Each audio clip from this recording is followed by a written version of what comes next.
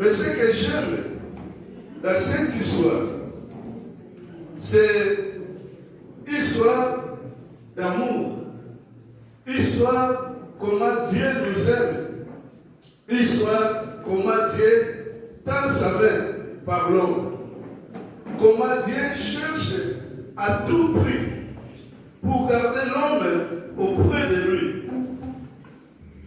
Parce que Dieu ici, il n'avait pas besoin de demander à Adam et Ève qu'est-ce que tu as fait, ou pour demander à Adam et Ève où es-tu.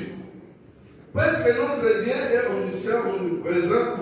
Il connaissait déjà ce que Adam avait fait, où il était. Alors, comme nous le savons, maintenant ici, c'est quelque chose que je vais parler qui est très compliqué. L'homme a péché, l'homme n'a pas cherché à chercher Dieu. Par contre, l'homme a péché, il s'éloignait de Dieu. Mais Dieu, par son amour, qu'est-ce qu'il fait? Il vient, il sait que l'homme n'est pas là. L'homme était ami de Dieu.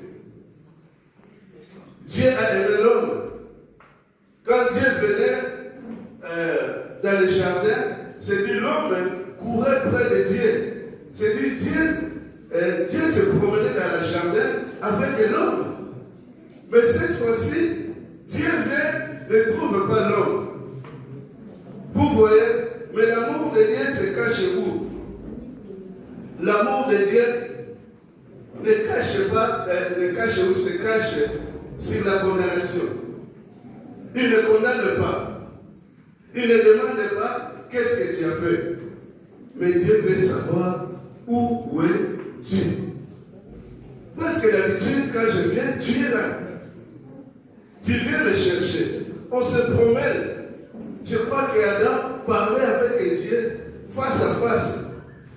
Et Adam avait la joie de s'adresser à Dieu à chaque moment avec sa femme. Mais cette fois-ci, il s'éloigne. Il s'éloigne de Dieu parce qu'elles-mêmes, ils avaient compris qu'ils ont péché. C'est là où la sentence de la mort était venue.